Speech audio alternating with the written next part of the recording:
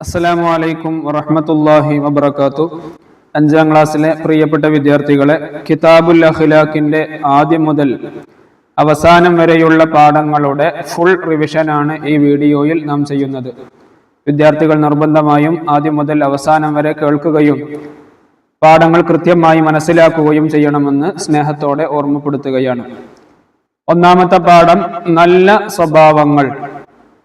ഈ പാഠത്തിൽ നമുക്ക് പഠിക്കാനുള്ളത് ആദ്യമായി എന്താണ് സൽ സ്വഭാവം. സൽ സ്വഭാവം എന്ന് പറഞ്ഞാൽ പ്രശംസനീയമായ വാക്കുകൾക്കും പ്രവൃത്തികൾക്കും പ്രേരകമാകുന്ന മാനസികാവസ്ഥക്കാണ് സൽ സ്വഭാവം എന്ന് പറയുന്നത്. ഈ സൽ സ്വഭാവത്തിന്റെ നിർവചനം വിദ്യാർത്ഥികൾ നിർബന്ധമായും പഠിച്ചു വെക്കുക. ഏറ്റവും നല്ല സ്വഭാവത്തിന്റെ ഉടമ ആരാണ്? മുത്തുനബി സല്ലല്ലാഹു അലൈഹി വസല്ലമ തങ്ങളാണ്. അത് അല്ലാഹു തആല തന്നെ പറഞ്ഞതാണ്. പക്ഷേ എന്നിട്ടും മുത്തുനബി സല്ലല്ലാഹു അലൈഹി വസല്ലമ തങ്ങൾ ഒരു ദുആ ചെയ്യാറുണ്ടായിരുന്നു. അല്ലാഹുമ്മ ഹസ്സൻത ഖൽഖി ഫഅഹ്സിൻ ഖുലുഖി. ഈ ദുആഇനെ നമ്മളും നമ്മുടെ ജീവിതത്തിൽ പ്രാവർത്തികമാക്കേണ്ടതുണ്ട്. നമ്മുടെ സ്വഭാവത്തെ എങ്ങനെ നമുക്ക് മെച്ചപ്പെടുത്താൻ കഴിയുക? മുത്തുനബി സല്ലല്ലാഹു അലൈഹി വസല്ലമ തങ്ങളുടെ തിരുസുന്നത്തുകളെ പഠിക്കുകയും അത് പിൻപറ്റുകയും ചെയ്യുന്നതിലൂടെ, അതുപോലെ നല്ലവരായ ആളുകളോട് സഹവസിക്കുന്നതിലൂടെയൊക്കെ സൽ സ്വഭാവത്തെ നമുക്ക് ശീലിക്കാം. അതുപോലെ മുത്തുനബി സല്ലല്ലാഹു അലൈഹി വസല്ലമ തങ്ങൾ ചില കാര്യങ്ങൾ നമ്മെ ഓർമ്മപ്പെടുത്തുകയാണ്. അത് നമ്മുടെ ജീവിതത്തിൽ നമ്മൾ ചെയ്യുകയാണെങ്കിൽ നമ്മുടെ സ്വഭാവത്തെ നമുക്ക് നല്ല സ്വഭാവമാക്കി മാറ്റാൻ സാധിക്കും. ഏതൊക്കെയാണത്? ഒന്ന്, നന്മ അധികരിപ്പിക്കുക, അതുപോലെ നല്ല വാക്ക് പറയുക, സംസാരം കുറക്കുക, നന്ദി ഉള്ളവനാവുക, സത്യസന്ധത, പാപങ്ങൾ വെടിയുക, പ്രയാസങ്ങൾ സഹിക്കുക, മാതാപിതാക്കൾ, ഗുരുനാഥന്മാർ മുതലായവരോടുള്ള കടമകൾ നിർവഹിക്കുക, മറ്റുള്ളവരെ സഹായിക്കുക, ആരെയും ഉപദ്രവിക്കാതിരിക്കുക, വലിയവരെ ബഹുമാനിക്കുക, ചെറിയവരെ സ്നേഹിക്കുക. ഈ കാര്യങ്ങളൊക്കെ നമ്മുടെ ജീവിതത്തിൽ നമ്മൾ കൊണ്ടുവരുമ്പോൾ നമ്മുടെ സ്വഭാവത്തെ സൽ സ്വഭാവമാക്കി മാറ്റാൻ നമുക്ക് സാധിക്കും. നീ എവിടെയാണെങ്കിലും അള്ളാഹുവിന് തഖ്വ ചെയ്യുക. ചീത്ത കാര്യം ചെയ്തു പോയാൽ ഉടനെ സൽക്കർമ്മം ചെയ്യുക.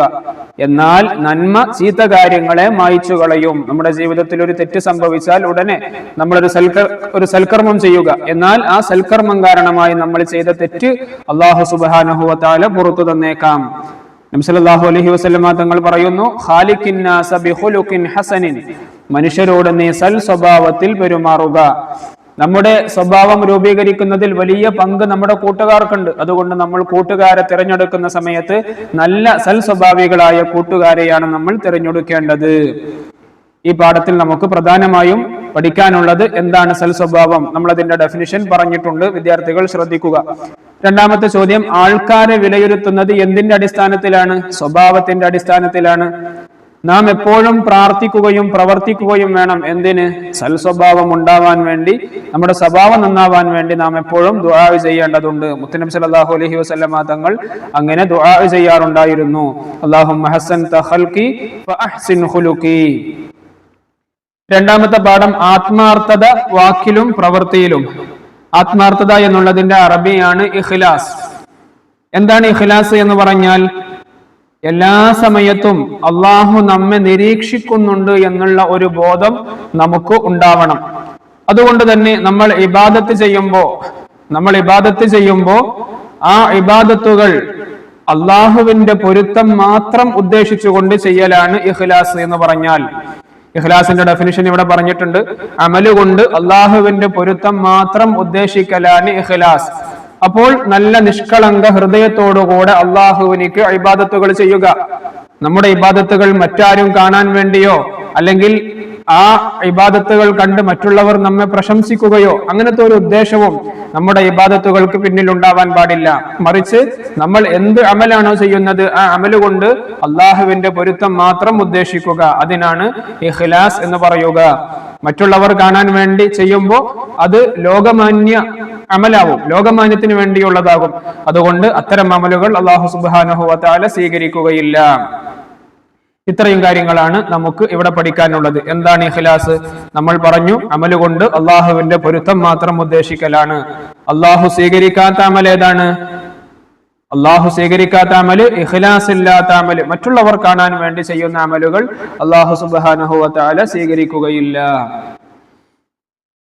ഇനി അടുത്ത പാഠം അദ്ദർസു സാലിസ്, മൂന്നാമത്തെ പാഠം ഹൃദയം സംശുദ്ധമാവട്ടെ. നമ്മുടെ ഖൽബ്, നമ്മുടെ ഹൃദയം നമ്മൾ സംസ്കരിക്കണം, അതിനെ ശുദ്ധീകരിക്കണം. ഹൃദയത്തിന് വന്നേക്കാവുന്ന ചില അസുഖങ്ങൾ ഇവിടെ രേഖപ്പെടുത്തുന്നുണ്ട്. ഒന്ന് അസൂയ, അതുപോലെ അഹങ്കാരം, കോപം, അത്യാഗ്രഹം, ദുഷ്ചിന്ത, ലോകമാന്യം, പൊങ്ങച്ചം തുടങ്ങിയവയാണ് മനസ്സിന്റെ രോഗങ്ങൾ. നമുക്ക് ബാഹ്യമായി രോഗങ്ങൾ വന്നാൽ നമ്മൾ ഹോസ്പിറ്റലിൽ പോകുന്നു, ഡോക്ടറെ കണ്ട് മരുന്ന് വാങ്ങിക്കുന്നു.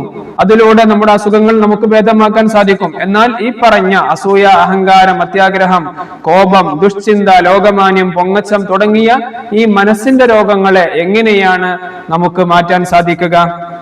ഖൽബിനെ കുറിച്ച് മുത്തനബി സല്ലല്ലാഹു അലൈഹി വസല്ലമ തങ്ങൾ എന്താണ് പറഞ്ഞത്? ശരീരത്തിൽ ഒരു മാംസകഷ്ണമുണ്ട്, അത് നന്നായാൽ ശരീരം മുഴുവൻ നന്നായി, അത് ദുഷിച്ചാലോ ശരീരം മുഴുവൻ ദുഷിച്ചു. അറിയുക, അതാണ് ഖൽബ്. അതുകൊണ്ട് തന്നെ നേരത്തെ നമ്മൾ പറഞ്ഞ ഖൽബിനെ ബാധിക്കുന്ന രോഗങ്ങൾ അത് മാറ്റാൻ വേണ്ടി നമ്മൾ എന്താണ് ചെയ്യേണ്ടത്? ഖൽബിനെ രോഗങ്ങൾ ബാധിക്കാതെ സംസ്കരിക്കണം. ദുഷിച്ച വിശ്വാസം, വിചാരം, വികാരം എന്നിവയിൽ നിന്ന് ഖൽബിനെ ശുദ്ധിയാക്കലാണ് തസ്കിയത്തുൽ ഖുലൂബ്. അപ്പോൾ തസ്കിയത്തുൽ ഖുലൂബ് എന്നുള്ളതിന്റെ നിർവചനവും വിദ്യാർത്ഥികൾ പഠിച്ചു വെക്കണം. ദുഷ്ചിന്ത, ദുഷിച്ച വിശ്വാസം, വിചാരം, വികാരം എന്നിവയിൽ നിന്ന് ഖൽബിനെ ശുദ്ധിയാക്കലാണ് തസ്കിയത്തുൽ ഖുലൂബ്. മുത്തനബി സല്ലല്ലാഹു അലൈഹി വസല്ലമ തങ്ങൾ ഒരിക്കൽ തന്റെ നെഞ്ചിലേക്ക് ആംഗ്യം കാണിച്ചുകൊണ്ട് പറഞ്ഞു, അത്തഖ്വാ ഹാഹുന, അത്തഖ്വാ ഹാഹുന, അത്തഖ്വാ ഹാഹുന. അപ്പോൾ നമ്മുടെ ഖൽബ് നമ്മൾ ആദ്യം ശുദ്ധീകരിക്കണം. എങ്ങനെയാണ് ഖൽബിന്റെ അസുഖങ്ങൾ, ഖൽബിനെ ബാധിച്ച അസുഖങ്ങളിൽ നിന്ന് രക്ഷ നേടാൻ സാധിക്കുക? ഇൽമ് പഠിക്കുക, അതുപോലെ നല്ലവരുമായി കൂട്ടുകൂടുക, ആരാധനാ കർമ്മങ്ങൾ ആത്മാർത്ഥതയോടെ ചെയ്യുക, ദിക്റുകൾ വർദ്ധിപ്പിക്കുക, ഖുർആൻ ഓതുക, മറ്റുള്ള ദിക്റുകൾ ചൊല്ലുക തുടങ്ങിയ കാര്യങ്ങൾ ആണ് ഖൽബിന്റെ രോഗങ്ങൾക്കുള്ള മരുന്ന്. അതുകൊണ്ട് തന്നെ ഖൽബിന് രോഗം വരാതെ സൂക്ഷിച്ചാൽ നമുക്ക് വിജയിക്കാൻ കഴിയും. കാരണം അല്ലാഹു തആല പറയുന്നു, ഖദ് അഫ്ലഹ മൻ സക്കാഹ വഖദ് ഖാബ മൻ ദസ്സാഹ. അടുത്തത് എന്താണ് തസ്കിയത്തുൽ ഖുലൂബ്? നമ്മൾ പറഞ്ഞു, ദുഷിച്ച വിശ്വാസം, വിചാരം, വികാരം എന്നീ കാര്യങ്ങളിൽ നിന്നൊക്കെ ഖൽബിനെ ശുദ്ധിയാക്കലാണ് തസ്കിയത്തുൽ ഖുലൂബ്. മറ്റു അവയവങ്ങളെ പ്രവർത്തിക്കാൻ നിർദ്ദേശിക്കുന്നത് ആരാണ്? ഖൽബാണ്, ഹൃദയമാണ്. ഖൽബിനെ സംബന്ധിച്ച് നബി സല്ലല്ലാഹു അലൈഹി വസല്ലമ തങ്ങൾ എന്താണ് പറഞ്ഞത്? നമ്മുടെ ശരീരത്തിൽ ഒരു മാംസകഷ്ണമുണ്ട്, അത് നന്നായാൽ ശരീരം മുഴുവൻ നന്നായി, അത് ദുഷിച്ചാൽ ശരീരം മുഴുവൻ ദുഷിച്ചു. അറിയുക, അതാണ് ഖൽബ്. ഇത്രയും കാര്യങ്ങളാണ് ഈ പാഠത്തിൽ നമുക്ക് പഠിക്കാനുള്ളത്. ഇവിടെ ഖൽബിനെ ബാധിക്കുന്ന രോഗങ്ങളൊക്കെ വിദ്യാർത്ഥികൾക്ക് ഓർമ്മയുണ്ടാവണം. അസൂയ, അഹങ്കാരം, പൊങ്ങച്ചം തുടങ്ങി പല രോഗങ്ങളും നമ്മൾ പറഞ്ഞിട്ടുണ്ട്. അതെല്ലാം വിദ്യാർത്ഥികൾക്ക് ഓർമ്മയിൽ ഉണ്ടായിരിക്കണം. ഇനി അടുത്തത് നാലാമത്തെ പാഠം, ആദ്യം ചിന്ത പിന്നെ സംസാരം. നമ്മൾ എന്ത് പറയുമ്പോഴും ആദ്യം ചിന്തിച്ചിട്ട് വേണം പറയാൻ. നമ്മളൊരു മൃഗശാലയിൽ പോയാൽ അവിടെ കാട്ടിലെ രാജാവ് എന്നറിയപ്പെടുന്ന സിംഹത്തെ നമ്മൾ കാണാറുണ്ട്. സിംഹത്തെ വളരെ ഭദ്രമായ കൂട്ടിലാണ് നമുക്ക് കാണാൻ സാധിക്കുക. എന്തുകൊണ്ടാണ് ആ സിംഹത്തെ അങ്ങനെ ഭദ്രമായ കൂട്ടിലടക്കപ്പെട്ടിട്ടുള്ളത്? കാരണം ആ സിംഹം ഏറ്റവും വലിയ അപകടകാരിയാണ്. അപ്പോൾ നമ്മുടെ ശരീരത്തിൽ ഏറ്റവും വലിയ അപകടകാരിയായ ഒരു അവയവം ഉണ്ട്, അതാണ് നാവ്. ആ നാവിന് നമ്മൾ വളരെ സൂക്ഷിച്ചേ ഉപയോഗിക്കാൻ പാടുള്ളൂ. നബി സല്ലല്ലാഹു അലൈഹി വസല്ലമ തങ്ങൾ പറയുന്നു, മൻ യദ്മൻ ലി മാ ബൈന ലഹയൈഹി വമാ ബൈന റിജ്ലൈഹി അദ്മൻ ലഹുൽ ജന്ന. ആരെങ്കിലും അവന്റെ നാവും ഗുഹ്യഭാഗവും സംരക്ഷിക്കുമെന്ന് എനിക്ക് വാഗ്ദാനം ചെയ്യുകയാണെങ്കിൽ, എന്നോട് വാഗ്ദാനം ചെയ്യുകയാണെങ്കിൽ, ഉറപ്പ് നൽകുകയാണെങ്കിൽ അവനിക്ക് ഞാൻ സ്വർഗം ഉറപ്പ് നൽകുന്നു എന്ന് മുത്തനബി സല്ലല്ലാഹു അലൈഹി വസല്ലമ തങ്ങൾ നമ്മെ പഠിപ്പിച്ചു. അതുകൊണ്ട് നമ്മുടെ നാവിനെ നമ്മൾ വളരെ ശ്രദ്ധിച്ചുകൊണ്ടാണ് നമ്മൾ ഉപയോഗിക്കേണ്ടത്. നാവ് കൊണ്ടുണ്ടാകാവുന്ന ദോഷങ്ങൾ എന്തൊക്കെയാണ്? ഏഷണി, പരദൂഷണം, ചീത്ത പറയൽ, ശപിക്കൽ, കളവ് പറയൽ, പരിഹസിക്കൽ, ഇതെല്ലാം നാവിന്റെ ദോഷങ്ങളാണ്. അതുകൊണ്ട് ഈ പ്രവർത്തനങ്ങളൊന്നും നമ്മുടെ നാവ് കൊണ്ട് നമ്മൾ ചെയ്യാൻ പാടില്ല. രണ്ടാൾ പരസ്പരം ചീത്ത പറയുകയും ഒരാൾ മറ്റാളേക്കാൾ കൂടുതൽ പറയാതിരിക്കുകയും ചെയ്താൽ കുറ്റം തുടക്കക്കാരനാണെന്ന് നബി സല്ലല്ലാഹു അലൈഹി വസല്ലമ തങ്ങൾ പറഞ്ഞിട്ടുണ്ട്. നരകത്തിൽ കൂടുതൽ സ്ത്രീകളെയാണ് നബി തങ്ങൾ കണ്ടത്. അതിന് പറഞ്ഞ ഒരു കാരണം, അവർ ശാപം അധികരിപ്പിക്കുന്നവരാണ്. അപ്പോൾ നമ്മുടെ നാവിനെ നമ്മൾ ഇത്തരം ദുഷിച്ച കാര്യങ്ങളിൽ നിന്ന് നമ്മൾ രക്ഷിക്കേണ്ടതുണ്ട്. മറ്റുള്ളവരെ കളിയാക്കലും ജനങ്ങളെ ചിരിപ്പിക്കാൻ വേണ്ടി കളവ് പറയലും തെറ്റ് തന്നെ. കേട്ടതെല്ലാം പറയുന്നതും ശരിയല്ല. കാരണം അതിൽ കളവ് ധാരാളം വന്നു ചേരാൻ ഇടയുണ്ട്, സാധ്യതയുണ്ട്. അതുകൊണ്ട് തന്നെ എന്ത് പറയുകയാണെങ്കിലും ഒന്ന് ചിന്തിച്ചതിന് ശേഷം മാത്രമാണ് നാം പറയേണ്ടത്. അതുകൊണ്ടാണ് ആദ്യം ചിന്ത പിന്നെ സംസാരം എന്ന് പറയുന്നത്. നമ്മളൊരു സംസാരം പറഞ്ഞു കഴിഞ്ഞാൽ പിന്നെ അതിനെക്കുറിച്ച് ചിന്തിച്ചിട്ട് കാര്യമില്ല. അതുകൊണ്ട് ആദ്യം ചിന്തിച്ച് പിന്നെയാണ് നമ്മൾ പറയേണ്ടത്. ഉത്തരം കണ്ടെത്താം. കേട്ടതെല്ലാം പറയരുത്. എന്തുകൊണ്ട്? അതിൽ കളവ് വന്നു ചേരാൻ സാധ്യതയുണ്ട്. മനുഷ്യരെ അധികവും നരകത്തിലെത്തിക്കുന്നത് എന്താണ്? അവന്റെ നാവാണ്. അടുത്തത് അദ്ദറസുൽ ഖാമിസ്, അഞ്ചാമത്തെ പാഠം, ക്ഷമയാണ് ജീവിതം. നമ്മുടെ ജീവിതത്തിൽ ക്ഷമയെ നമ്മൾ കൈമുതലാക്കണം. പരിശുദ്ധമായ ഖുർആനിൽ അല്ലാഹു സുബ്ഹാനഹു വ തആല ഓർമ്മപ്പെടുത്തിയിട്ടുണ്ട്, അല്ലാഹു ക്ഷമിക്കുന്നവരുടെ കൂടെയാണ്. ഇവിടെ മഹാനായ അയ്യൂബ് നബി അലൈഹിസ്സലാമിനെ കുറിച്ച് പറയുകയാണ്. ഏറ്റവും കൂടുതൽ പരീക്ഷണങ്ങൾ നൽകി ആ പരീക്ഷണങ്ങളിലൊക്കെ വിജയിച്ച ഒരു പ്രവാചകൻ കൂടിയാണ് അയ്യൂബ് നബി അലൈഹിസ്സലാം. അല്ലാഹു സുബ്ഹാനഹു വ തആലയുടെ വിവിധ പരീക്ഷണങ്ങളിലൂടെ അയ്യൂബ് നബി അലൈഹിസ്സലാം കടന്നുപോയിട്ടുണ്ട്. പക്ഷെ അതിലൊക്കെ മഹാനവറുകൾ വിജയിച്ചിട്ടുണ്ട്. സമ്പന്നനായിരുന്ന അദ്ദേഹത്തിന്റെ സ്വത്ത് മുഴുവൻ നഷ്ടപ്പെട്ടു, വീട് കത്തിച്ചാമ്പലായി, മക്കളെല്ലാം മരിച്ചു. അയ്യൂബ് നബി അലൈഹിസ്സലാം അതികഠിനമായ പ്രയാസങ്ങൾക്ക് അടിമയായി. എല്ലാം ആ മഹാന് ക്ഷമിക്കുകയും സഹിക്കുകയും ചെയ്തു. അങ്ങനെ ആ പരീക്ഷണ ഘട്ടങ്ങളെല്ലാം കഴിഞ്ഞപ്പോൾ ക്ഷമിച്ചത് കാരണം നഷ്ടപ്പെട്ട ഓരോന്നും ഇരട്ടിയായി അല്ലാഹു സുബ്ഹാനഹു വ തആല തിരിച്ചു കൊടുത്തു. ആകാശത്ത് നിന്ന് സ്വർണ്ണവെട്ടുകളികളെ ഇഷ്ടം പോലെ വർഷിപ്പിച്ചു കൊടുത്തു. വിപത്തുകൾ വന്നപ്പോൾ ക്ഷമകേട് കാണിക്കാതെ അള്ളാഹുവിന്റെ വിധിയിൽ വിശ്വാസം അർപ്പിച്ച് ക്ഷമിച്ചപ്പോൾ അള്ളാഹു നൽകിയ വൻ പ്രതിഫലമായിരുന്നു അയ്യൂബ് നബി അലൈഹിസ്സലാമിന്. അതുകൊണ്ട് നമ്മളും ജീവിതത്തിൽ പല പ്രയാസങ്ങൾ കൊണ്ട് പരീക്ഷിക്കപ്പെട്ടേക്കാം. ഭയം, വിശപ്പ്, രോഗം, സാമ്പത്തിക നഷ്ടം, ശാരീരിക നഷ്ടം, ഇങ്ങനെ പലതുകൊണ്ടും അല്ലാഹു സുബ്ഹാനഹു വ തആല നമ്മളെ പരീക്ഷിച്ചേക്കാം. പക്ഷേ അപ്പോഴൊക്കെ നമ്മൾ അള്ളാഹുവിനെ പഴിക്കാതെ, അള്ളാഹുവിനെ കുറ്റം പറയാതെ അവിടെ നാം ക്ഷമിക്കുകയാണ് വേണ്ടത്. അതാണ് ഒരു മുഅ്മിനിന്റെ അടയാളം. ക്ഷമിക്കുന്നവർക്ക് അല്ലാഹു സുബ്ഹാനഹു വ തആല കണക്കില്ലാതെ പ്രതിഫലം നൽകുമെന്ന് അല്ലാഹു തആല തന്നെ പറഞ്ഞിട്ടുണ്ട്. ഇന്നമാ യുവഫ്ഫസ് സാബിറൂന അജ്റഹും ബിഗൈരി ഹിസാബ്. അതുപോലെ തന്നെയാണ് ക്ഷമ ഈമാനിന്റെ ഭാഗമാണ്. അസ്സബ്റു നിസ്ഫുൽ ഈമാൻ. പരീക്ഷണ ഘട്ടത്തിൽ അല്ലാഹു അല്ലാത്തവരോട് വേവലാതിപ്പെടാതിരിക്കുക, ഇതാണ് ക്ഷമയുടെ നിർവചനം. അപ്പോൾ എന്താണ് ക്ഷമ എന്ന് പറഞ്ഞാൽ? പരീക്ഷണ ഘട്ടത്തിൽ അല്ലാഹു അല്ലാത്തവരോട് വേവലാതിപ്പെടാതിരിക്കുക, ഇതിനാണ് ക്ഷമ എന്ന് പറയുക. അതിനാൽ പരീക്ഷണങ്ങളെയും കഷ്ടപ്പാടുകളെയും നാം അവസരങ്ങളായി കാണണം. പരീക്ഷണങ്ങളെയും കഷ്ടപ്പാടുകളെയും ഒക്കെ നാം അവസരങ്ങളായി ഉപയോഗിച്ച് സ്വർഗം നേടാനുള്ള ഒരു അവസരമായി അതിനെ ഉപയോഗപ്പെടുത്തുമ്പോ നമുക്കൊരിക്കലും ടെൻഷൻ വരികയില്ല. എന്ത് പ്രയാസം വന്നാലും ഇതെന്റെ റബ്ബിന്റെ ഭാഗത്ത് നിന്നാണ് എന്ന് ചിന്തിച്ചാൽ പിന്നെ നമുക്ക് ടെൻഷൻ വരാനില്ല. അള്ളാഹുവിന് ഇബാദത്ത് ചെയ്യാൻ ശരീരം മടിക്കുകയും തെറ്റ് ചെയ്യാൻ ആഗ്രഹിക്കുകയും ചെയ്യുന്നു. അതിനാൽ കൽപ്പിച്ചത് ചെയ്യാനും നിരോധിച്ചത് ചെയ്യാതിരിക്കാനും ക്ഷമ വേണം. ക്ഷമയിൽ ഏറ്റവും വലുതും ശ്രേഷ്ഠവും ഇത് തന്നെയാണ്. അല്ലാഹു സുബ്ഹാനഹു വ തആല കൽപ്പിച്ചത് ചെയ്യാൻ നമുക്ക് കഴിയണം. അതുപോലെ അല്ലാഹു തആല നിരോധിച്ചത് നമ്മുടെ ജീവിതത്തിൽ ഒഴിവാക്കാനും നമുക്ക് കഴിയണം. അതിന് കുറച്ച് ക്ഷമ വേണം. വിപത്തുകൾ സംഭവിച്ചാൽ അക്ഷമ കാണിക്കാതെ ഇന്നാ ലില്ലാഹി വ ഇന്നാ ഇലൈഹി റാജിഊൻ എന്ന് ചൊല്ലണം. ഇങ്ങനെ ചൊല്ലുന്നവർക്ക് അല്ലാഹു സുബ്ഹാനഹു വ തആല പാപമോചനവും അനുഗ്രഹവും നൽകുമെന്നും അവർ സന്മാർഗം സിദ്ധിച്ചവരാണെന്നും പരിശുദ്ധമായ ഖുർആൻ പറഞ്ഞിട്ടുണ്ട്. ഉത്തരം കണ്ടെത്താം. അല്ലാഹു കണക്കില്ലാതെ പ്രതിഫലം നൽകും ആർക്ക്? ക്ഷമിക്കുന്നവർക്ക്. അടുത്തത് രണ്ടാമത്തെ ക്വസ്റ്റ്യൻ, ശരീരം മടിക്കുന്നു. എന്തിന്? അള്ളാഹുവിന് ഇബാദത്ത് ചെയ്യാൻ ശരീരം മടിക്കുന്നു. അതുപോലെ തെറ്റ് ചെയ്യാൻ അങ്ങേയറ്റം ആഗ്രഹിക്കുകയും ചെയ്യുന്നു. ക്ഷമയിൽ ഏറ്റവും വലുതും ശ്രേഷ്ഠവും ഏതാണ്? കൽപ്പിച്ചത് ചെയ്യാനും നിരോധിച്ചത് ചെയ്യാതിരിക്കാനും ക്ഷമ വേണം. ക്ഷമയിൽ ഏറ്റവും വലുതും ശ്രേഷ്ഠവും ഇത് തന്നെയാണ്. അപ്പോൾ എന്താണ് ക്ഷമ? ആ ക്ഷമക്കുള്ള പ്രതിഫലം എന്താണ് എന്നൊക്കെ ഈ പാഠത്തിലൂടെ നമ്മൾ വിശദീകരിച്ചു. അടുത്തത് അദ്ദർസു സാദിസ്, ആറാമത്തെ പാഠം, ലജ്ജിക്കുക, മനുഷ്യനാവുക. കൂട്ടുകാരെ, നിങ്ങൾ ഫാത്തിമ ബീവി റളിയല്ലാഹു അൻഹയെ കേട്ടിട്ടില്ലേ? നബി സല്ലല്ലാഹു അലൈഹി വസല്ലമയുടെ പ്രിയ പുത്രി. മഹദി അവർകൾ വഫാത്താവുന്നതിന് മുമ്പ് ഒരു വസിയത്ത് പറഞ്ഞു. എന്താണ് വസിയത്ത്?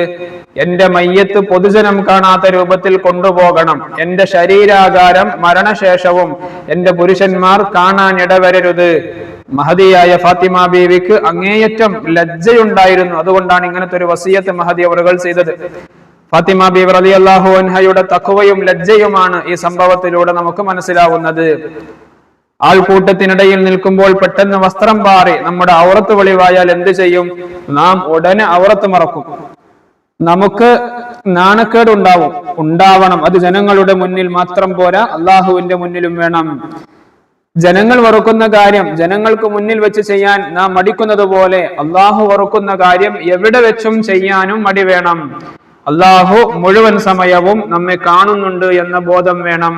വെറുക്കപ്പെടുന്നത് ചെയ്യാതിരിക്കാനുള്ള ഉൾപ്രേരണയാണ് ലജ്ജ.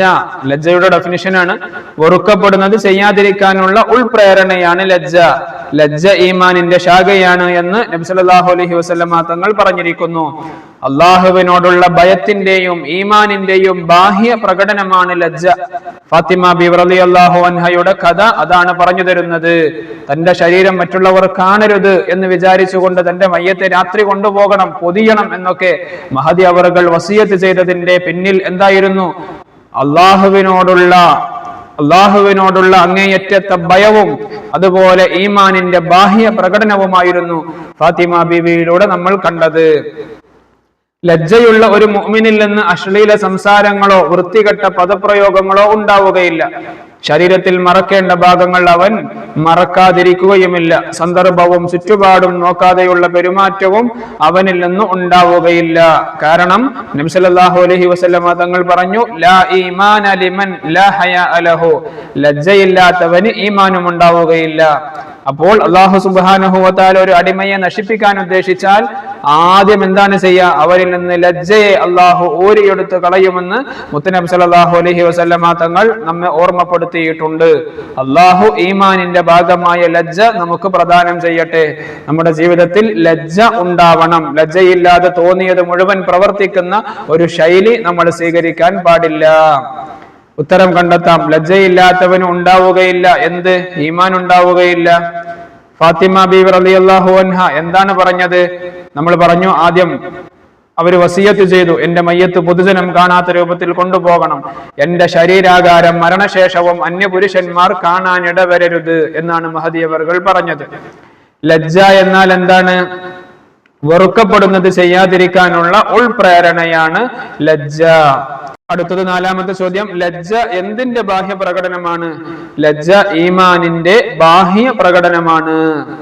ഇത്രയും കാര്യങ്ങളാണ് ഈ പാഠത്തിൽ പഠിക്കാനുള്ളത്.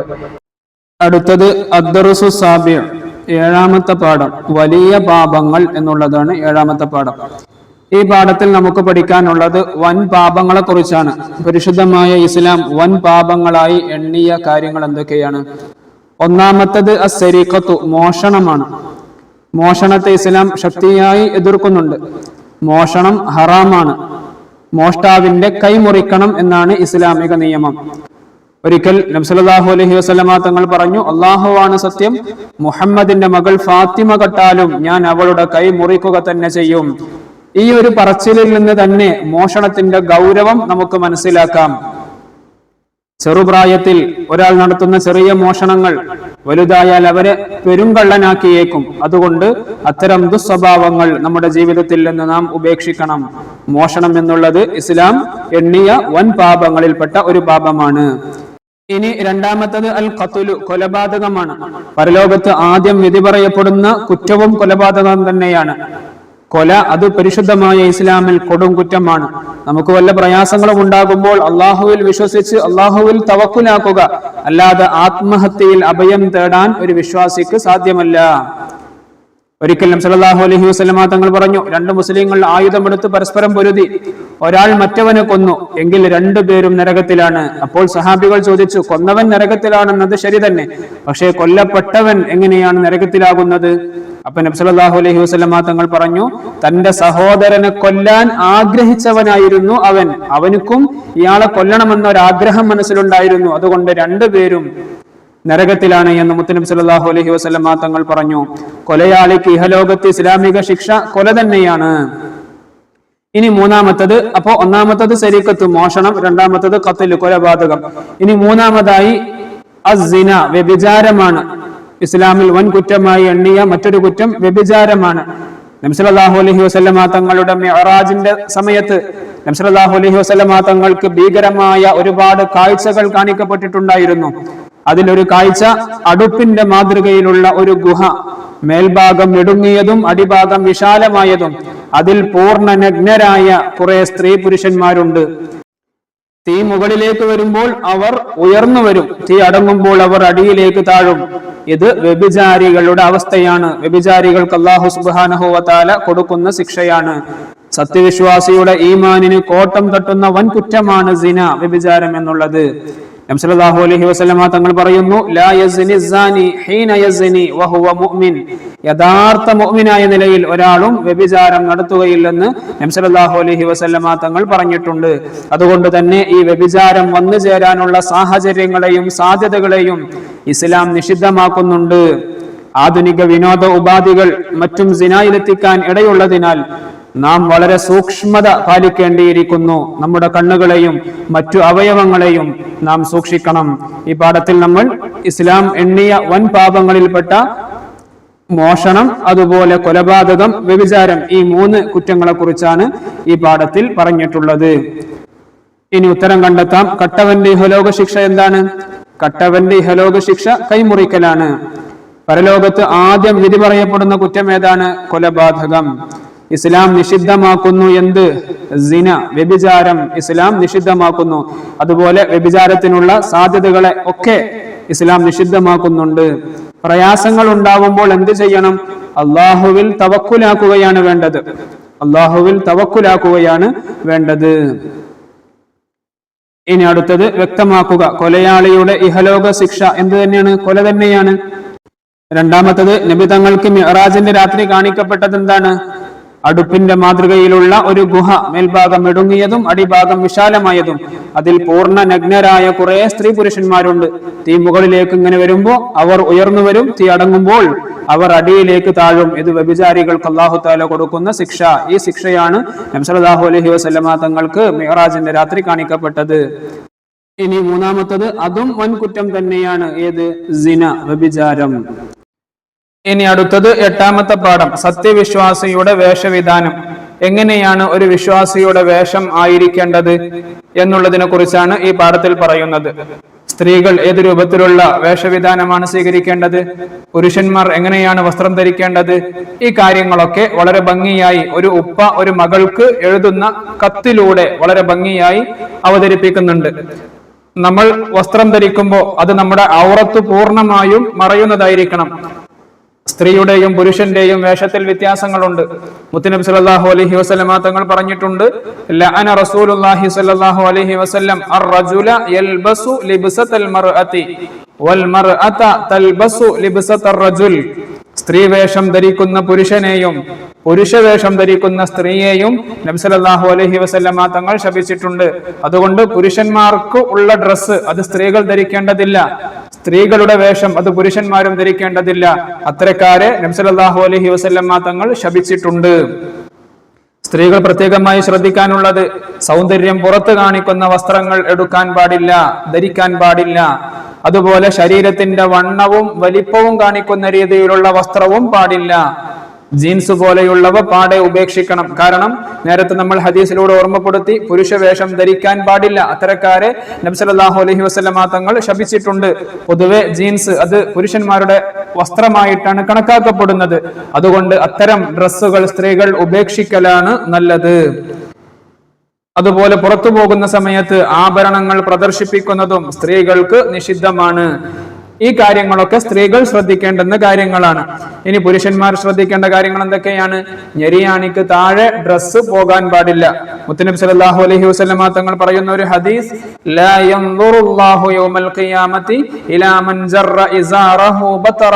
ഞെരിയാണിക്ക് താഴെ ഡ്രസ്സ് ഇങ്ങനെ വലിച്ചിഴച്ച് നടക്കുന്നവന്റെ മുഖത്തേക്ക് അല്ലാഹു സുബ്ഹാനഹു വ തആല നോക്കുകയില്ല എന്ന് മുത്തുനബി സല്ലല്ലാഹു അലൈഹി വസല്ലമ തങ്ങൾ പറഞ്ഞിട്ടുണ്ട്. അതുകൊണ്ട് പുരുഷന്മാർ, ആൺകുട്ടികൾ ശ്രദ്ധിക്കേണ്ടുന്ന വിഷയം, നമ്മുടെ ഞെരിയാണിക്ക് താഴെ തുണിയാവട്ടെ പാന്റാവട്ടെ ഞെരിയാണിക്ക് താഴെ പോകുന്ന ഒരു സിസ്റ്റം ഉണ്ടാവാൻ പാടില്ല. അതുപോലെ നേരത്തെ പറഞ്ഞ പോലെ സ്ത്രീകളുടെ വേഷം അത് പുരുഷന്മാർ ധരിക്കലും അനുവദനീയമല്ല, ഹറാമാണ്. പട്ട്, സ്വർണം എന്നിവ ധരിക്കലും പുരുഷന് ഹറാമാണ്. എന്നാൽ വെള്ള വസ്ത്രം, തലപ്പാവ്, ഖമീസ് ഇതെല്ലാം പുരുഷന്മാർക്ക് ധരിക്കൽ സുന്നത്താണ്. അപ്പോൾ ചുരുക്കത്തിൽ പുരുഷന്മാർ ഏത് രൂപത്തിലാണ് വേഷവിധാനം നടത്തേണ്ടത്, സ്ത്രീകൾ ഏത് രൂപത്തിലാണ് വേഷവിധാനം നടത്തേണ്ടത് എന്ന് ചെറിയ രൂപത്തിൽ നമ്മൾ ഇവിടെ പറഞ്ഞു. ഉത്തരം കണ്ടെത്താം. നബി സല്ലല്ലാഹു അലൈഹി വസല്ലമ ശപിച്ചു ആരെ? സ്ത്രീവേഷം ധരിക്കുന്ന പുരുഷനെയും പുരുഷവേഷം ധരിക്കുന്ന സ്ത്രീയെയും നബി സല്ലല്ലാഹു അലൈഹി വസല്ലമ തങ്ങൾ ശപിച്ചിട്ടുണ്ട്. പുരുഷന് ധരിക്കൽ ഹറാമായവ എന്തൊക്കെയാണ്? പട്ട്, അതുപോലെ സ്വർണം, ഇതൊക്കെ പുരുഷന് ധരിക്കൽ ഹറാമാണ്. സ്ത്രീക്ക് നിഷിദ്ധമായ കാര്യങ്ങൾ എന്തൊക്കെയാണ്? നേരത്തെ നമ്മൾ പറഞ്ഞിട്ടുണ്ട്. സൗന്ദര്യം പുറത്തു കാണിക്കുന്ന വസ്ത്രങ്ങൾ സ്ത്രീക്ക് നിഷിദ്ധമാണ്. അതുപോലെ ശരീരത്തിന്റെ വണ്ണവും വലിപ്പവും കാണിക്കുന്ന രീതിയിലുള്ള വസ്ത്രം സ്ത്രീക്ക് നിഷിദ്ധമാണ്. അതുപോലെ പുരുഷവേഷം ധരിക്കൽ സ്ത്രീക്ക് നിഷിദ്ധമാണ്. പുറത്തു പോകുന്ന സമയത്ത് ആഭരണങ്ങൾ പ്രദർശിപ്പിക്കൽ ഇതെല്ലാം സ്ത്രീക്ക് നിഷിദ്ധമാണ്. ഇനി പുരുഷന് സുന്നത്തായ വസ്ത്രങ്ങൾ ഏതൊക്കെയാണ്? വെള്ള വസ്ത്രം സുന്നത്താണ്. അതുപോലെ തലപ്പാവ് ധരിക്കൽ, ഖമീസ് ധരിക്കൽ, ഇതൊക്കെ പുരുഷന് സുന്നത്തായ വസ്ത്രങ്ങളാണ്. ഖിയാമത്ത് നാളിൽ അള്ളാഹു നോക്കുകയില്ല ആരിലേക്ക്? അഹങ്കാരത്തോടുകൂടെ ഞെരിയാണിക്ക് താഴെ വസ്ത്രം വലിച്ചിഴച്ച് നടക്കുന്നവന്റെ മുഖത്തേക്ക് അള്ളാഹു സുബ്ഹാനഹു വ തആല നോക്കുകയില്ല എന്ന് മുത്തുനബി സല്ലല്ലാഹു അലൈഹി വസല്ലമ തങ്ങൾ പഠിപ്പിച്ചിട്ടുണ്ട്. ഇനി ഓർമ്മിച്ചെഴുതാം. പുരുഷന് മറക്കൽ നിർബന്ധമായ ഭാഗം ഏതാണ്? സ്ഥലം ഏതാണ്? മുട്ടുപൊക്കിളിന്റെ ഇട നിർബന്ധമായും ഒരു പുരുഷൻ മറച്ചിരിക്കണം. സ്ത്രീ മറക്കൽ നിർബന്ധമായ സ്ഥലങ്ങൾ ഏതൊക്കെയാണ്? സ്ത്രീ പബ്ലിക്കിലേക്ക്, പൊതുസ്ഥലങ്ങളിലേക്ക് ഇറങ്ങുകയാണെങ്കിൽ ശരീരം മുഴുവൻ ഔറത്താണ്. നിർബന്ധമായും ശരീരം മുഴുവൻ മറക്കേണ്ടതുണ്ട്. അടുത്തത് 9ാമത്തെ പാഠം, നന്ദി കാണിച്ച് നല്ലവനാവുക. മുജീബും ജമീലും തമ്മിലുള്ള ഒരു സംഭാഷണത്തിലൂടെ എന്താണ് ശുക്ർ, എന്താണ് നന്ദി എന്നും ഏതെല്ലാം തരത്തിലുള്ള നന്ദികൾ ഉണ്ട് എന്നൊക്കെയാണ് ഈ പാഠത്തിൽ പഠിക്കുന്നത്. എന്താണ് ശുക്ർ എന്ന് പറഞ്ഞാൽ? ഗുണം ചെയ്തവന് നന്ദി പ്രകടിപ്പിക്കുക. ആരാണ് നമുക്ക് ഗുണങ്ങൾ ചെയ്തു തന്നത്? ആരാണ് നമുക്ക് വേണ്ട അനുഗ്രഹങ്ങളൊക്കെ ചെയ്തു തന്നവൻ? ആരാണ്? അത് അള്ളാഹു സുബ്ഹാനഹു വ തആലയാണ്. അതുകൊണ്ട് ആ അള്ളാഹുവിനിക്ക് നമ്മൾ നന്ദിയുള്ളവനായിരിക്കണം. നന്ദി കേട് കാണിക്കുന്നവർ ആവാൻ പാടില്ല.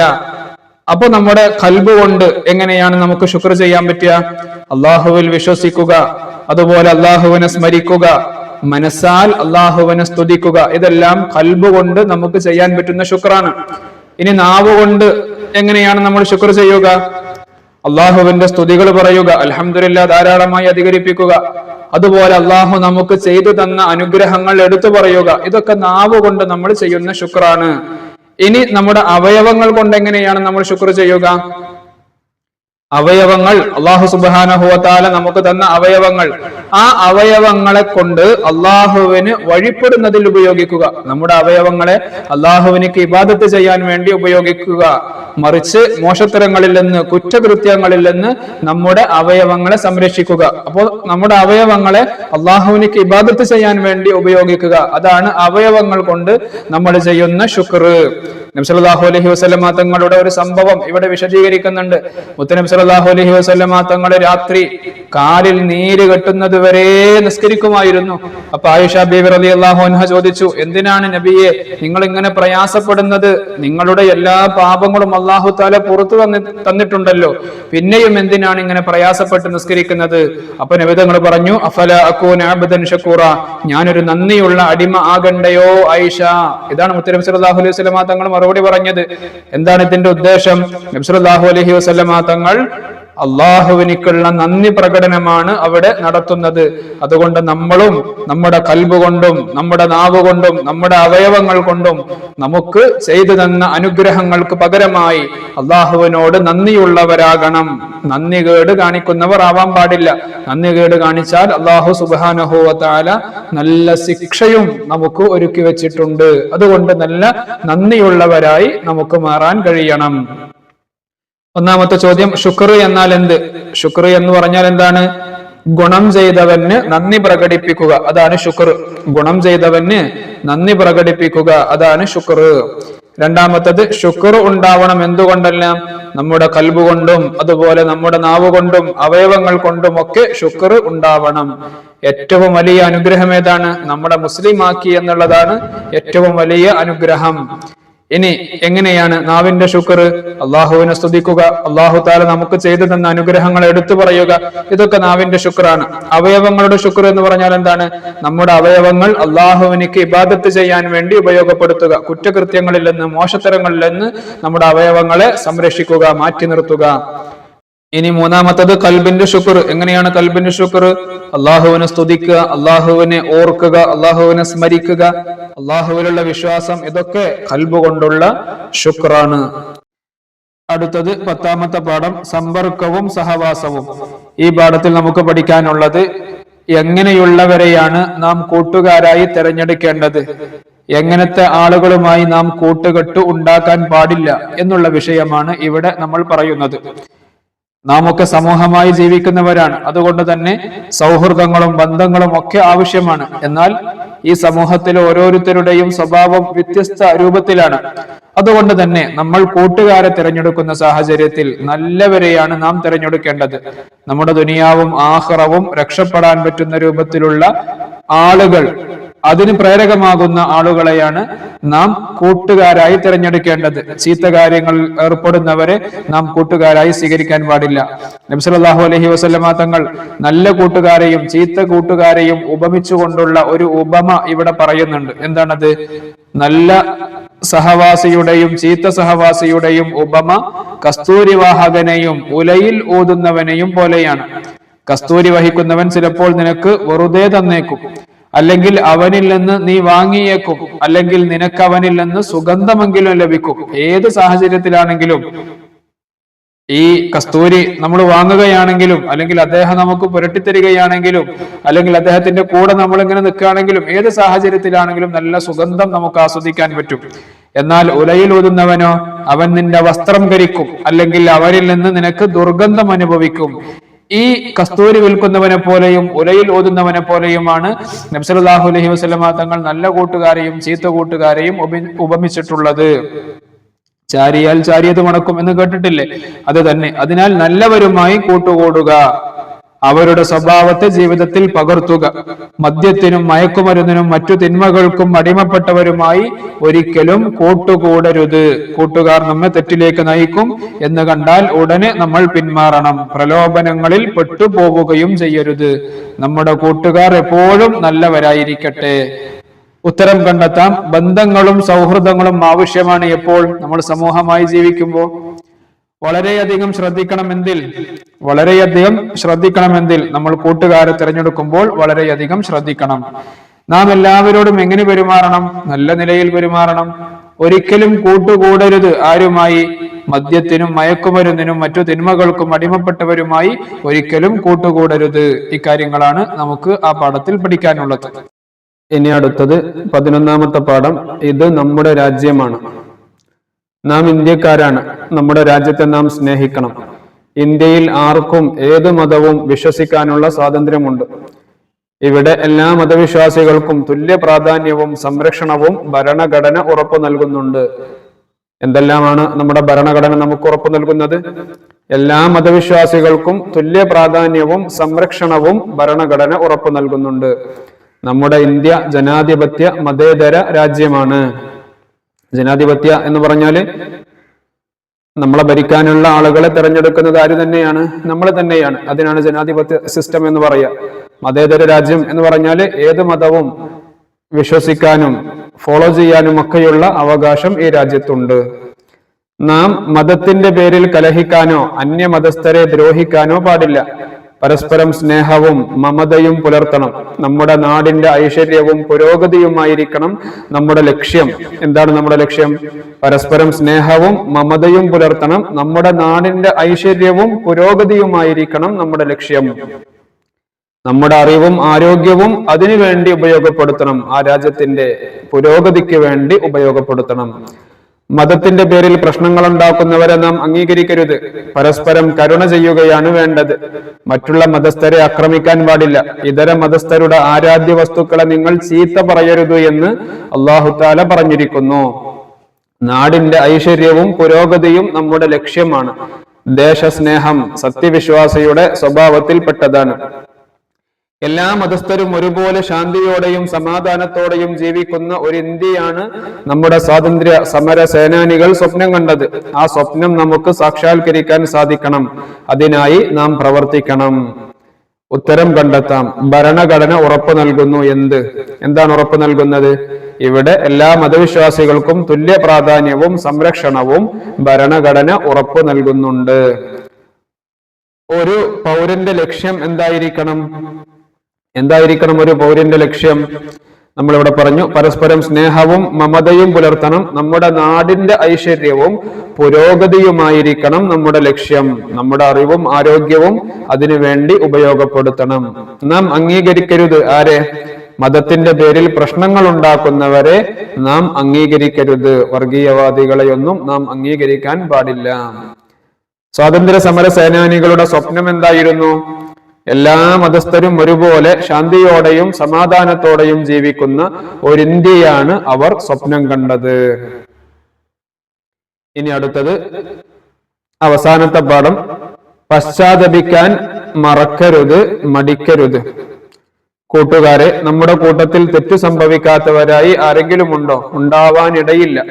കാരണം അമ്പിയാക്കളല്ലാത്ത മനുഷ്യരിൽ നിന്ന് തെറ്റുകൾ സംഭവിക്കാം. തെറ്റുകൾ സംഭവിച്ചാൽ എന്ത് ചെയ്യണം? ഉടൻ തൗബ ചെയ്യണം. ദോഷത്തെ തൊട്ട് ഖേദിച്ചു മടങ്ങലാണ് തൗബ. നമ്മൾ എന്തെങ്കിലും തെറ്റുകൾ ചെയ്താൽ നമ്മുടെ മനസ്സിൽ നമ്മൾ ചെയ്തു പോയ ആ തെറ്റിനെ കുറിച്ച് ഉള്ള ഒരു ഖേദം, അതിനാണ് തൗബ എന്ന് പറയുക. അള്ളാഹു തൗബ സ്വീകരിക്കാൻ ചില നിബന്ധനകളുണ്ട്. എന്തെല്ലാമാണത്? ഒന്ന്, ചെയ്ത ദോഷങ്ങളുടെ പേരിൽ ഖേദിക്കുക.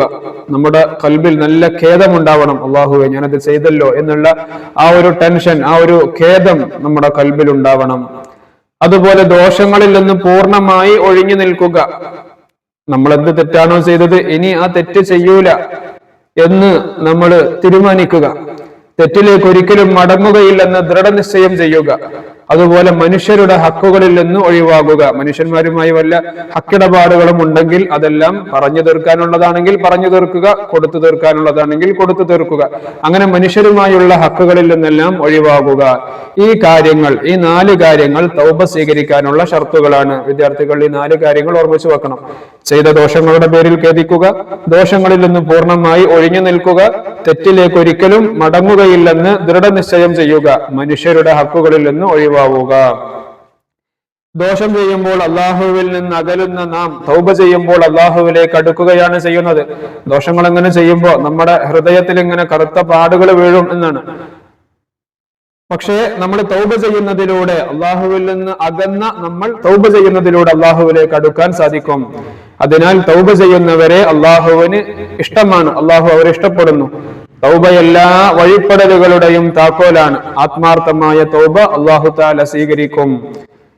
റൂഹ് തൊണ്ടക്കുഴിയിൽ എത്തിയ സമയം, അതുപോലെ സൂര്യൻ പടിഞ്ഞാറ് ഭാഗത്ത് നിന്ന് ഉദിച്ച ശേഷവും തൗബ സ്വീകരിക്കപ്പെടുന്നതല്ല. നബി സല്ലല്ലാഹു അലൈഹി വസല്ലമ പറയുന്നു, ഇന്നല്ലാഹ അസ്സ വജല്ല യഖ്ബലു തൗബത്തൽ അബ്ദി മാ ലം യുഗർഗിർ. എന്താണ് അതിന്റെ അർത്ഥം? തീർച്ചയായും അല്ലാഹു തആല റൂഹ് തൊണ്ടക്കുഴിയിൽ എത്തുന്ന കാലത്തോളം അല്ലാഹു സുബ്ഹാനഹു വ തആല ഒരു അടിമയുടെ തൗബ സ്വീകരിക്കും. അപ്പോൾ നമ്മൾ എപ്പോഴും തൗബ ചെയ്യുന്ന ഒരു സ്വഭാവം നമുക്കുണ്ടായിരിക്കണം. കാരണം നമ്മുടെ ജീവിതത്തിലൊക്കെ എത്രയോ തെറ്റുകൾ നമ്മൾ അറിഞ്ഞും അറിയാതെയും ഒക്കെ സംഭവിച്ചു കൊണ്ടേയിരിക്കുകയാണ്. അതുകൊണ്ട് ഓരോ ദിവസവും നമ്മൾ തൗബ ചെയ്ത് റബ്ബിലേക്ക് പാപമോചനം തേടുന്നവരായി മാറണം. റൂഹ് തൊണ്ടക്കുഴിയിൽ എത്താത്ത കാലത്തോളം നിശ്ചയം അടിമയുടെ തൗബ അള്ളാഹു സ്വീകരിക്കും. അതുകൊണ്ട് കൂട്ടുകാരെ, ഇനിയും കാത്തിരിക്കാതെ അള്ളാഹുവിലേക്ക് മടങ്ങാം. നിസ്കാരം, നോമ്പ് മുതലായവ ഖളാ ആക്കിയതിനാണ് തൗബ ചെയ്യുന്നതെങ്കിൽ അവ ഖളാ വീട്ടേണ്ടതാണ്. അടുത്തത് ഉത്തരം കണ്ടെത്താം. എന്താണ് തൗബ? തൗബ എന്ന് പറഞ്ഞാൽ ദോഷത്തെ തൊട്ട് ഖേദിച്ചു മടങ്ങലാണ് തൗബ. അടുത്തത് തെറ്റ് സംഭവിക്കുകയില്ല. ആർക്ക്? നബിമാർക്ക്, അമ്പിയാക്കൾക്ക് തെറ്റ് സംഭവിക്കുകയില്ല. തെറ്റ് സംഭവിച്ചാൽ എന്ത് ചെയ്യണം? ഉടനെ നമ്മൾ തൗബ ചെയ്യണം. തൗബ സ്വീകരിക്കാനുള്ള നിബന്ധനകൾ എത്രയാണ്? 4 എണ്ണമാണ് ഇവിടെ നമ്മൾ പറഞ്ഞിട്ടുണ്ട്. ചെയ്ത ദോഷങ്ങളുടെ പേരിൽ ഖേദിക്കുക, ദോഷങ്ങളിൽ നിന്ന് പൂർണ്ണമായി ഒഴിഞ്ഞു നിൽക്കുക, തെറ്റിലേക്ക് ഒരിക്കലും മടങ്ങുകയില്ലെന്ന് ദൃഢനിശ്ചയം ചെയ്യുക, മനുഷ്യരുടെ ഹക്കുകളിൽ നിന്ന് ഒഴിവാകുക. വ്യക്തമാക്കുക. 1. തൗബ സ്വീകരിക്കപ്പെടും ഏതുവരെ? നമ്മളിവിടെ പറഞ്ഞു, റൂഹ് തൊണ്ടക്കുഴിയിൽ എത്തിയ സമയത്തും സൂര്യൻ പടിഞ്ഞാറ് ഭാഗത്ത് നിന്ന് ഉദിച്ച ശേഷവും തൗബ സ്വീകരിക്കപ്പെടുന്നതല്ല. അപ്പോൾ റൂഹ് തൊണ്ടക്കുഴിയിൽ എത്താത്ത കാലത്തോളം, അതുപോലെ സൂര്യൻ പടിഞ്ഞാറിൽ നിന്ന് ഉദിക്കുന്നത് വരെ, അതിനു മുമ്പായി അല്ലാഹു സുബ്ഹാനഹു വ തആല, അത്രയും വരെ അല്ലാഹു സുബ്ഹാനഹു വ തആല തൗബ സ്വീകരിക്കും. നാം അല്ലാഹുവിലേക്ക് അടുക്കുന്നതും അകലുന്നതും എപ്പോഴാണ്? നമ്മൾ തെറ്റുകൾ ചെയ്യുമ്പോൾ അള്ളാഹുവിൽ നിന്ന് നമ്മൾ അകലുന്നു, തൗബ ചെയ്യുമ്പോൾ അള്ളാഹുവിലേക്ക് അടുക്കുന്നു. ഇന്നല്ലാഹ അസ്സ വജല്ല യഖ്ബലു തൗബത്തൽ അബ്ദി മാ ലം യുഗർഗിർ. അതിന്റെ അർത്ഥം നമ്മളിവിടെ പറഞ്ഞു, റൂഹ് തൊണ്ടക്കുഴിയിൽ എത്താത്ത കാലത്തോളം നിശ്ചയം അടിമയുടെ തൗബ അള്ളാഹു സ്വീകരിക്കും. പ്രിയപ്പെട്ട വിദ്യാർത്ഥികളോട് എനിക്ക് ഓർമ്മപ്പെടുത്താനുള്ളത്, നിർബന്ധമായും മുഴുവൻ പാഠങ്ങളും ആവർത്തിച്ച് വായിക്കുകയും കാര്യങ്ങൾ കൃത്യമായി പഠിക്കുകയും എഴുതി പരിശീലിക്കുകയും ചെയ്യണമെന്ന് വളരെ സ്നേഹത്തോട് ഓർമ്മപ്പെടുത്തുകയാണ്. ഈ വീഡിയോ നിങ്ങൾ മറ്റുള്ളവരിലേക്കും ഷെയർ ചെയ്യണമെന്ന് ഓർമ്മപ്പെടുത്തി അല്ലാഹു സുബ്ഹാനഹു വ തആല എല്ലാവർക്കും നല്ല വിജയം നൽകി അനുഗ്രഹിക്കുമാറാവട്ടെ എന്ന് ദുആ ചെയ്ത് അസ്സലാമു അലൈക്കും വറഹ്മത്തുള്ളാഹി വബറകാതുഹു.